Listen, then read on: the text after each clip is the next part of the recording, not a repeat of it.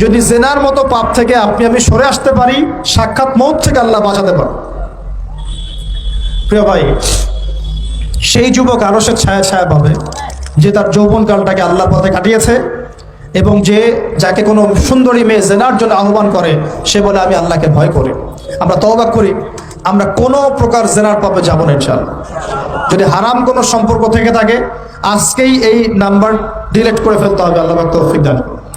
Delete করার আগে আবার ফোন করে বলেন না যে আজকে থেকে আর কথা বলবো না, তাহলে এই কথা আর কোনোদিন শেষ হবে না।